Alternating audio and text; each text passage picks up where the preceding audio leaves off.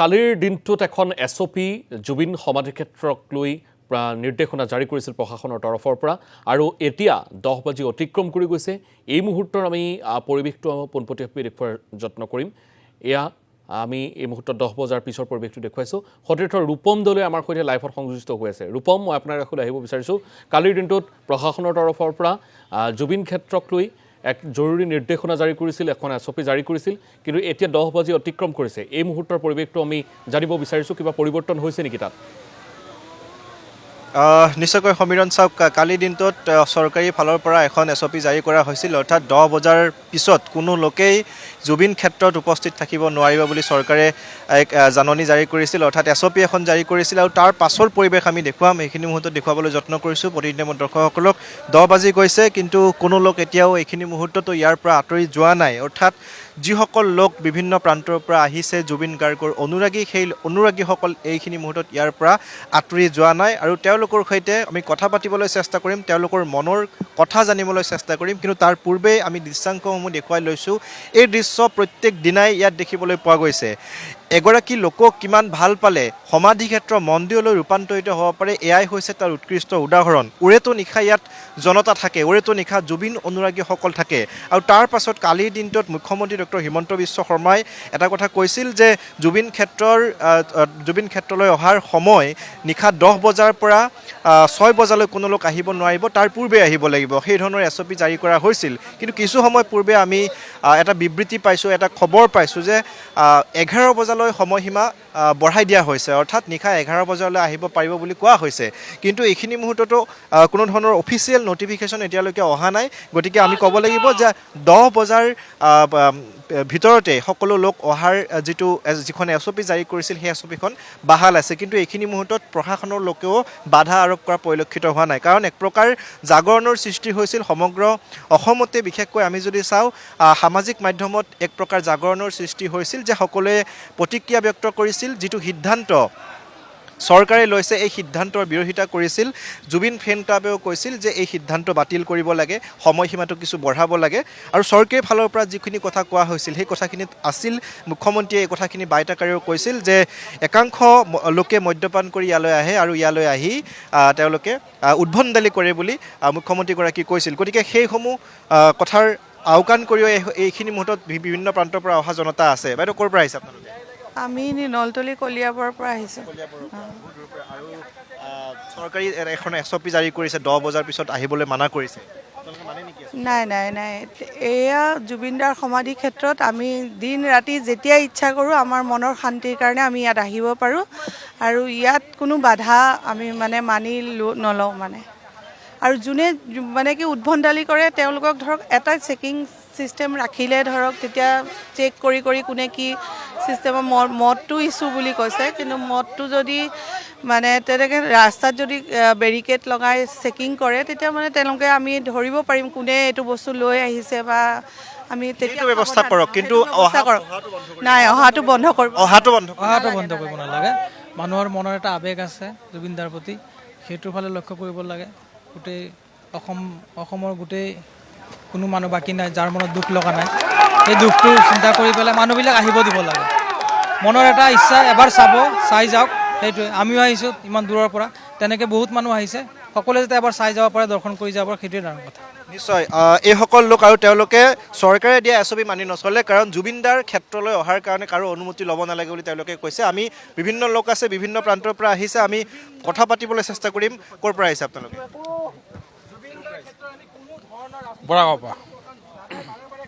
আৰু এগৰাকী যুৱ শিল্পী আছে, আমি তেখেতৰ ওচৰলৈ যাম।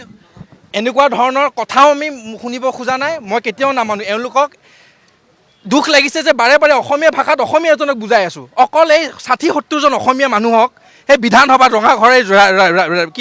ৰজাঘৰত তেওঁলোকে বহি আছে, তেওঁলোকে শুনা নাপায় নেকি? বুজি নাপায় অসমীয়া ভাষা? কি কৈ আছোঁ মই এছঅপিৰ কথা ক'ম, আমি কি কৈ আছোঁ? অসমীয়া হৈ পেলাই অসমীয়াত কৈ আছোঁ যে আমাক ন্যায় লাগে। মানিলোঁ, আপোনালোকে সময় লৈছে, আমি মানিলোঁ। কিন্তু যেতিয়া গৃহ বিভাগত আপুনি নিজে আছে, গৃহমন্ত্ৰীজন হৈ পেলাই আছে, আপুনি কেনেকৈ ক'ব পাৰে মই ৰাজপথত আহিম? কেনেকৈ ক'ব পাৰে যে মই তেল দিম তুমি ভোট দিবা?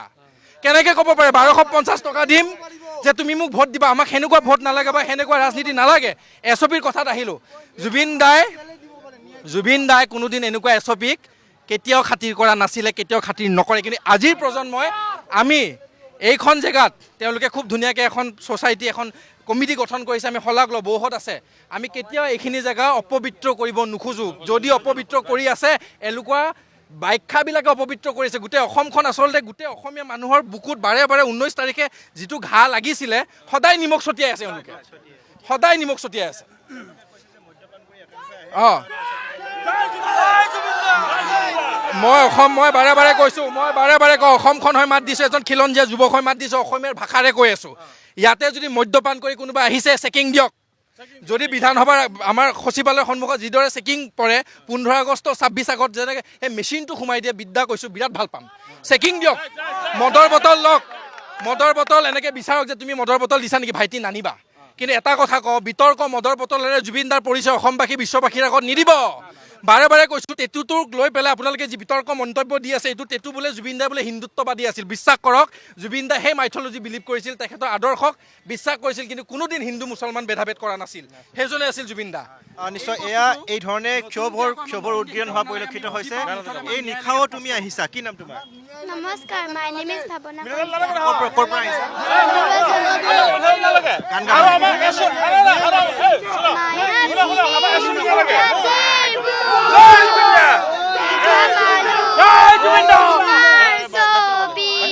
ধৰা নীলা গোপনে আহি হিয়াৰ গুণত তুমি যেন মোৰ শুকান মৰম নিয়ৰৰে চেঁচা তোপাৰ নামি অহা ৰদনে মোৰ দেহত পতি পোৱা। এইসকল হৈছে কণমানি, আৰু এই কণমানিসকলে নিশাও ওলাই আহিছে। অৰ্থাৎ এয়াই হৈছে চৰকাৰে যি এছঅ'পি জাৰি কৰিছে, সেই চৰকাৰৰ এছঅ'পি যে নামানো, তেওঁলোকে সেই কথাটো একেমুখে প্ৰত্যেকগৰাকী লোকে কৈছে। আৰু জুবিন গাৰ্গৰ ক্ষেত্ৰলৈ আহি এক প্ৰকাৰ মন্দিৰ সদৃশ যিহেতু হৈ পৰিছে, ভগৱান ৰূপে সকলোৱে জুবিন গাৰ্গক ভাবিছে যিহেতু, আৰু সেই পৰিৱেশ আজিৰ দিনটোতো ইয়াত দেখিবলৈ পোৱা গৈছে। আমি যিটো স্থানত তেওঁৰ যিখিনি সামগ্ৰী ভাল পাইছিল, বিশেষকৈ গামোচা, নাহৰৰ পুলি, সেই পুলিসমূহ য'ত দিয়াৰ ব্যৱস্থা কৰা হৈছে, সেই স্থানটোৰ পৰিৱেশটো দেখুৱাবলৈ যত্ন কৰিছোঁ। দীপেন আছে, দীপেনে দেখুৱাবলৈ যত্ন কৰিছে যে এয়া হৈছে জুবিন ক্ষেত্ৰৰ পৰিৱেশ। বিভিন্ন প্ৰান্তৰ পৰা লোকসকল আহিছে। আমি পুনৰ কথা পাতিম। ইয়াত জুবিনদাৰ আলোকচিত্ৰত কিছু কথা লিখি, জুবিনদাই ভালপোৱা গীতসমূহ লিখি ইয়াত উপহাৰ দি জুবিনদালৈ ইয়াৰ পৰা যিসকল লোক, সেই লোকসকলে আঁতৰি গৈছে। কিন্তু আমি পৰিৱেশটো দেখুৱাবলৈ যত্ন কৰিছোঁ। বাওঁফালে যদি আপুনি চাই যে নাহৰৰ পুলি, কাৰণ জুবিন গাৰ্গে গছ ভাল পাইছিল, নাহৰ ভাল পাইছিল, আৰু সেইবাবে জুবিন গাৰ্গৰ ক্ষেত্ৰলৈ আহি বিভিন্ন লোকে ইয়াত নাহৰ পুলি উপহাৰ দি গৈছে জুবিন গাৰ্গক। ক'ৰ পৰা আহিছে আপোনালোকে? মই তেজপুৰ। হয়, আমি দুজন আহিছোঁ। সেইবিলাক এছঅ'পি আমাৰ ৰাইজৰ লগত নহয়। আমাৰ ৰাইজৰ লগত এছঅ'পি দিলে কেনেকৈ হ'ব? আমি আজি তেজপুৰৰ পৰা আহিছোঁ, এই বৰষুণত ভিজি আহিছোঁ। মই দোকান বন্ধ কৰি আহিছোঁ। এবেলা মই দোকান কৰিছোঁ, 5টা বজাত মই তেজপুৰৰ পৰা ওলাইছোঁ। এতিয়া মই এইমাত্ৰ আহি পাইছোঁ। যদি এই 10টা বজাত মোক এতিয়া যাবলৈ দিয়ে, মই যাম নেকি? সেইটো কথা নহ'ব নহয়। যোনে যেনেকৈ কৰে সেইটো কথা নহয়। সেইটোৱে আমাৰ মৰমৰ জুবিন আমাৰ মাজৰ পৰা আজি হেৰাই গ'ল, কায়িকভাৱে হেৰাই গৈছে, কিন্তু আমাৰ মাজত তেখেত সদায় জীয়াই থাকিব। আমি সেইটোৱে বিচাৰোঁ, তেখেত আমাৰ মাজত জীয়াই থকাটো। আমি আজি তেজপুৰৰ পৰা আমাৰ সম্পূৰ্ণ কাম কামখিনি শেষ কৰি আবেলি 5 বজাত আমি তেজপুৰৰ পৰা ওলাইছোঁ বাইক লৈ পেলাই, এই বৰষুণৰ বতৰত আহি তেখেতৰ ওচৰলৈ আহিছোঁ। আমাৰ মৰমত আমাৰ মনত তেখেত সোমাই আছে। তেখেতক আমি হেৰুৱাব নিবিচাৰোঁ, মনৰ পৰা হেৰুৱাব নিবিচাৰোঁ, আৰু তেখেত আমাৰ মাজত সদায় থাকিব। জয় জুবিন দা, জয়। এই ধৰণে তেজপুৰৰ বা শদিয়াৰ পৰা ধুবুৰীলৈ বিভিন্ন প্ৰান্তৰ পৰা আহিছে। আপোনালোক ক'ৰ পৰা? হাজোৰ পৰা আহিছে। কলাত কণমানি লৈ এই ধৰণে নিশা আহি উপস্থিত হৈছে, আৰু সেইবাবে সকলোৱে কৈছে, একেমুখে কৈছে যে চৰকাৰে যি এছঅ'পি জাৰি কৰিছে, সেই এছঅ'পি সিদ্ধান্ত বাতিল কৰিব লাগিব, কাৰণ ওৰেতো নিশা ইয়াত জুবিন অনুৰাগী আহিব। সেইবাবে সকলোৱে কৈছে এয়া এছঅ'পি বাতিল কৰিব লাগিব। একাংশ মহিলা আছে। ক'ৰ পৰা আহিছে আপোনালোকে? আমি বৰকা বৰুৱাজনী আহিছোঁ। 50টামান আহিছোঁ। 50 এই যাম আৰু এতিয়া বহুত সময় হ'ল। এইসকল বিভিন্ন প্ৰান্তৰ, মই কৈছোঁৱেই যে শদিয়াৰ পৰা ধুবুৰীলৈ অসমৰ বিভিন্ন প্ৰান্তৰ পৰা অনুৰাগীসকল আহিছে। এইখিনি মতত গৌৰৱ গগৈ আহিছে। আমি দৃশ্যাংশ দেখুৱাবলৈ যত্ন কৰিছোঁ। অসম প্ৰদেশ কংগ্ৰেছৰ সভাপতিগৰাকী আহিছে, গৌৰৱ গগৈ আহিছে, আৰু পোনপটীয়া গৌৰৱ গগৈৰ সৈতে কথা পাতিবলৈ চেষ্টা কৰিম। আপুনি আহি শ্ৰদ্ধাঞ্জলি দি আহোঁ আগতে, চৰকাৰী এছঅ'পি শ্ৰদ্ধাঞ্জলি আগতে দি আহোঁ আমি। এইখিনি মুহূৰ্তত আমি দেখুৱাবলৈ যত্ন কৰিছোঁ যে গৌৰৱ গগৈ আহি উপস্থিত হৈছে আৰু শ্ৰদ্ধাঞ্জলি জ্ঞাপন কৰাৰ উদ্দেশ্যে তেওঁ আহি উপস্থিত হৈছে এয়া জুবিন ক্ষেত্ৰত আৰু তেওঁ হাতত গামোচা লৈ আহিছে। আমি পোনপটীয়াকৈ দেখুৱাই গৈছোঁ প্ৰতিনিধিমূলক দৰ্শকসকলক দৃশ্যাংশ যে জুবিন গাৰ্গৰ ক্ষেত্ৰলৈ আহিছে। আমি প্ৰত্যেক দিনাই জুবিন গাৰ্গ ক্ষেত্ৰৰ পৰা পৰিৱেশ দেখুৱাই গৈছোঁ। এক প্ৰকাৰ মন্দিৰলৈ ৰূপান্তৰিত হৈছে জুবিন গাৰ্গ ক্ষেত্ৰ। এগৰাকী লোকক কিমান ভাল পালে এই ধৰণে মন্দিৰলৈ ৰূপান্তৰিত কৰিব পাৰে সাধাৰণ জনতা অনুৰাগীয়ে, এয়াই হৈছে তাৰ উৎকৃষ্ট উদাহৰণ। ওৰেতো নিশা মানুহ আছে, প্ৰত্যেক দিনাই দেখুৱাই গৈছোঁ আমি পৰিৱেশ যে ওৰেতো নিশা ইয়াত মানুহ থাকে, জুবিন অনুৰাগীসকল থাকে। অসমৰ শদিয়াৰ পৰা ধুবুৰীলৈ বিভিন্ন প্ৰান্তৰ পৰা অহা অনুৰাগীসকলে ইয়ালৈ আহে। ইয়ালৈ আহি জুবিন ক্ষেত্ৰত তেওঁলোক কিছু সময় ৰয় আৰু কিছু সময় ৰৈ জুবিন দাক অনুভৱ কৰে। আমি দৃশ্যাংশ দেখুৱাই গৈছোঁ। এয়া হৈছে অসম প্ৰদেশ কংগ্ৰেছ কমিটিৰ সভাপতিগৰাকী আহিছে গৌৰৱ গগৈ, আৰু তেওঁ নিশা 10 বজাত অহাৰ কথা আছিল আৰু ইতিমধ্যে আহি উপস্থিত হৈছে আৰু উপস্থিত হৈ এইখিনি মোৰ শ্ৰদ্ধাঞ্জলি জ্ঞাপন কৰিছে।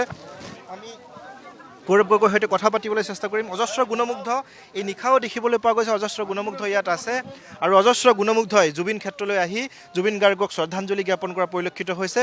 আমি প্ৰতিনিধিমূলক দৰ্শকসকলক দৃশ্যাংশ দেখুৱাই গৈছোঁ যে বিভিন্ন প্ৰান্তৰ পৰা শদিয়াৰ পৰা ধুবুৰীলৈ প্ৰত্যেকটো প্ৰান্তৰ পৰাই অনুৰাগীসকল আহিছে, জুবিনক ভাল পোৱা বিভিন্ন প্ৰান্তৰ লোকসকল আহিছে। নিশা আহি উপস্থিত হৈছে আপুনি শ্ৰদ্ধাঞ্জলি জ্ঞাপন কৰিলে, কি বাৰ্তা দিব বিচাৰিব ইয়াৰ পৰা? আহক মই ভালকৈ চবকে কৈ দিওঁ, আহক।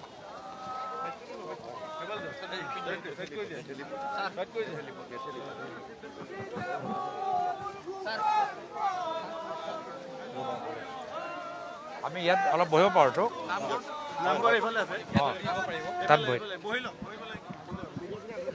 আৰু আমি দৃশ্যাংশসমূহ দেখুৱাই গৈছোঁ যে গৌৰৱ গগৈ আহি উপস্থিত হৈছে। আমি কৈছিলোঁ ইতিমধ্যে শ্ৰদ্ধাঞ্জলি জ্ঞাপন কৰিছে আৰু তাৰ পাছৰ পৰিৱেশ আমি দেখুৱাইছোঁ। অসম প্ৰদেশ কংগ্ৰেছ পৰিলক্ষিত হৈছে, অনুৰাগীসকল আছে আৰু অনুৰাগীসকলৰ সৈতেও তেওঁ কথা পাতিছে। আমি দৃশ্যাংশ দেখুৱাই গৈছোঁ। এয়া হৈছে জুবিন ক্ষেত্ৰৰ পৰিৱেশ। বিভিন্ন প্ৰান্তৰ পৰা অহা অনুৰাগীসকলে জুবিন ক্ষেত্ৰত ভিৰ কৰা পৰিলক্ষিত হৈছে। আমি কথা পাতিবলৈ চেষ্টা কৰিম। চৰকাৰে যিহেতু SOP জাৰি কৰিছিল আৰু 10 বজাৰ পাছত কোনো লোক উপস্থিত থাকিবলৈ নোৱাৰিব বুলি কোৱা হৈছিল, কিন্তু চৰকাৰৰ SOP এতিয়া আচলতে যি SOP জাৰি কৰিছিল সেই SOPৰ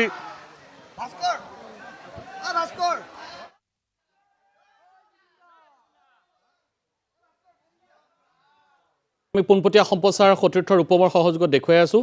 এয়া দেখিবলৈ পোৱা গৈছে। হয় ৰূপম।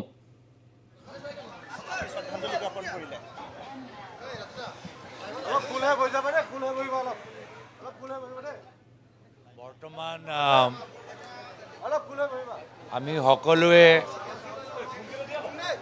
জুবিনদাৰ মৰমৰ ছবি ৰৈ ৰৈ বিনালৈ ট্ৰেইলাৰ আমি দেখা পাইছোঁ আৰু ৰৈ ৰৈ বিনালৈ ট্ৰেইলাৰ চাই অসমৰ মানুহ পুনৰ আৱেগিক হৈ গৈছে।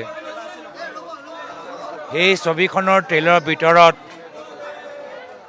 জুবিনদাৰ যিখিনি ডায়লগ, যিখিনি কথাখিনি, বিশেষকৈ সাগৰত কাষত থিয় হৈ যিখিনি কথা, যিখিনি ডায়লগ তেওঁ যি ব্যক্ত কৰিছে, মাত্ৰ এটা সাধাৰণ চিনেমাৰ ডায়লগ নহয়। ক'ৰবাত জুবিনদাৰ সেই আত্মাৰ সাগৰৰ প্ৰতি তেখেতৰ মৰম, প্ৰকৃতিৰ প্ৰতি তেখেতৰ মৰম, সেইখিনি কথা, সেইখিনি আৱেগ আমি দেখিবলৈ, অনুভৱ কৰিবলৈ সক্ষম হৈছোঁ। আৰু সেইকাৰণে ক'ৰবাত সেইখিনি ট্ৰেইলাৰবোৰ চাই, ছবিখিনি চাই জুবিনদাৰ ৰৈ ৰৈ বিনালৈ চিনেমালৈ যিখিনি ইণ্টাৰভিউ দিছিল, কথাবোৰ কৈছিল, আকৌ মানুহবোৰ সেইখিনি চাই পুনৰ আৱেগিক হৈছে। আৱেগিক হৈ মন যেন আকৌ ভাঙি গৈছে, হৃদয় আকৌ দুখিত, ঘাঁটো আকৌ বৃদ্ধি পাইছে যেন অনুভৱ হৈছে। আৰু সেইকাৰণে শান্তি পাবলৈ,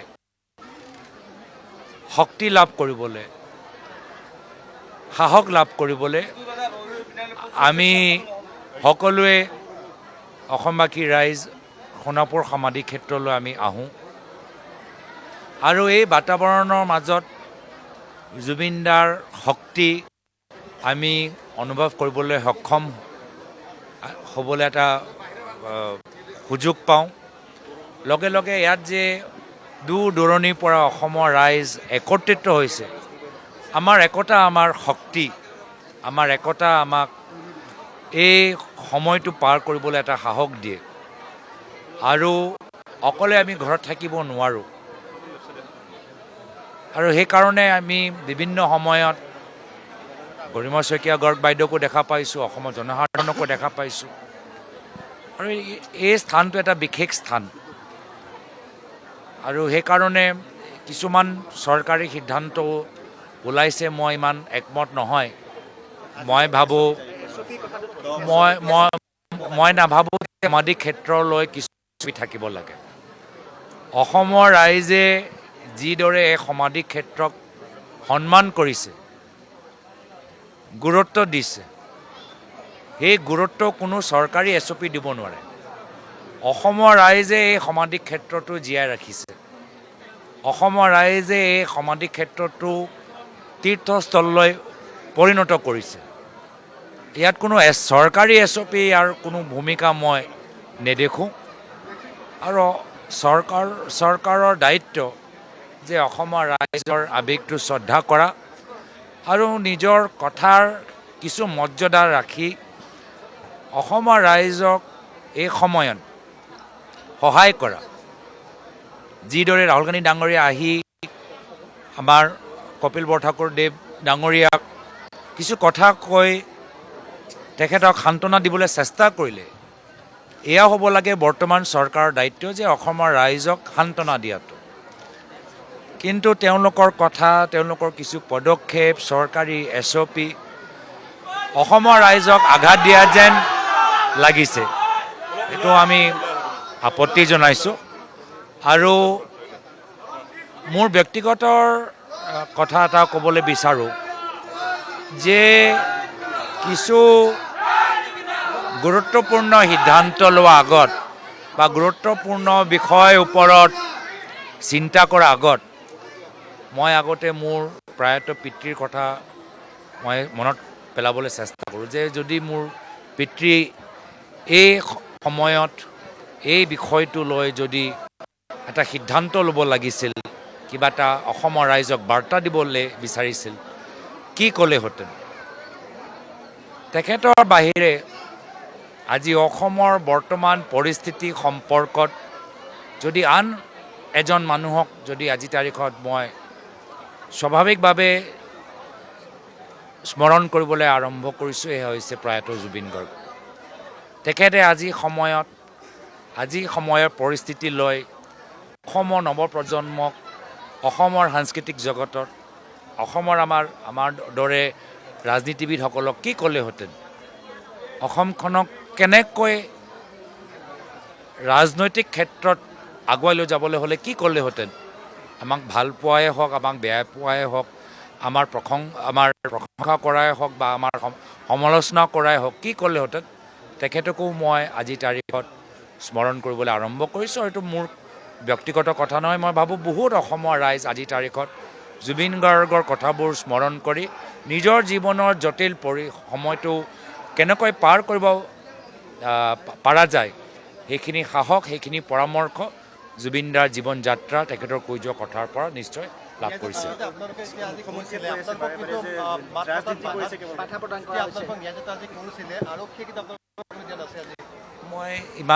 আমি দীঘলী পুখুৰীত এক ৰাউণ্ড মাৰিবলৈ বিচাৰিছিলোঁ মই ভাবিছিলোঁ যে জুবিনদা ওপৰৰ পৰা আমাক চাই ভাল পালেহেঁতেন যে তেখেতৰ প্ৰিয় দীঘলী পুখুৰী আমি এক চক্কৰ মমবত্তি লৈ আমি এটা চক্কৰ লৈছোঁ তেখেতৰ প্ৰতি শ্ৰদ্ধাঞ্জলি জ্ঞাপন কৰিছোঁ মৰম কৰিছোঁ 31 দিন পাৰ হৈ গ'ল তেখেতক আমি পাহৰি যোৱা নাই এই ক্ষেত্ৰত আৰক্ষীসকলক নিশ্চয় ওপৰৰ পৰা নিৰ্দেশ দিয়া গ'ল হপায় মই যিখিনি সেই সন্দৰ্ভত যিখিনি কথা ক'ব লাগিছিল মই ক'লোঁ আজি তাৰিখত তেখেতৰ সমাধি ক্ষেত্ৰত আহি যিখিনি কথা ইতিমধ্যে ক'লোঁ, ৰৈ বিনালৈ সম্পৰ্কতে হওক, এই SOP সম্পৰ্কতে হওক, তেখেতৰ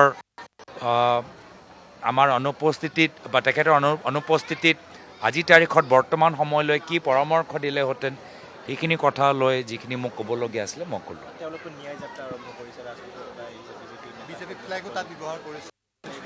মই খালি এটাই কথা ক'বলৈ বিচাৰোঁ, ন্যায় দাবী সকলোৱে জনাব পাৰে, জ্ঞাপন কৰিবলৈ পাৰে, কিন্তু অসমৰ ৰাইজৰ বিবেকটো সন্মান কৰাটো চৰকাৰৰ দায়িত্ব।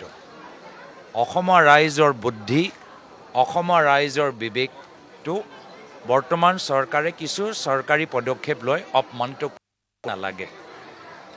ৰাইজে বিচাৰিছে ন্যায়।